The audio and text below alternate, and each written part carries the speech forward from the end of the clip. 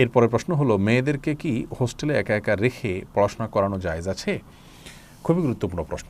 এই প্রশ্নের উত্তরে আমরা বলতে চাই যে যদি হোস্টেলের অবস্থানটা মেয়ের বাড়ি থেকে সফরের দূরত্ব হয়, অনেক দূরে হয়, ধরেন এক জেলা থেকে আরও অনেক দূরে বিভাগীয় জেলাতে, শহরে, তাহলে সেক্ষেত্রে বাবা বা কোনো অভিভাবক যদি মেয়েকে এনে হোস্টেলে রেখে যান, সেই হোস্টেলটা শুধু মেয়েদের হোস্টেল হয়, সেখানে কোনো ছেলে সন্তান না থাকে এবং সেখানে থেকে পড়াশোনা করতে তিনি পর্দা মেনটেন করতে কোনো অসুবিধা হয় না, পর্দা মেনটেন করে করতে পারেন, তাহলে সেক্ষেত্রে এটি জায়েজ আছে ইনশাআল্লাহ বিইذনিল্লাহ।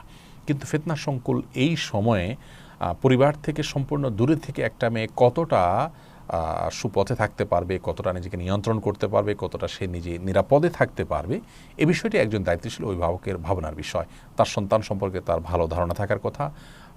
সন্তানের ব্যাপারে যদি তিনি নিরাপদ থাকেন, তাহলে সেক্ষেত্রে পরিবেশের ব্যাপারে নিরাপত্তা তাকে দেখতে হবে। এই দুটি বিষয় যদি নিশ্চিত করা যায়, তাহলে সেক্ষেত্রে শুধুমাত্র মেয়েদের হোস্টেলে রেখে পড়াশোনা করানো জায়েজ হবে, পর্দার যদি ব্যাঘাত না হয়। সে বিষয়টি যদি মোটামুটি নিশ্চিত বা প্রবল সম্ভাবনা থাকে, ইনশাআল্লাহ বিদিনিল্লাহভাবে পড়ানো যেতে পারে।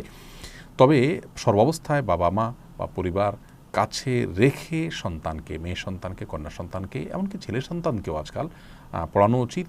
কারণ চতুর্দিকে ফিতনার ঘনঘটা এবং হাতছানি, এই ভয়াবহতা থেকে তাদেরকে রক্ষা করবার জন্য নিজেদের নিবিড় তত্ত্বাবধানের কোনো বিকল্প থাকতে পারে না।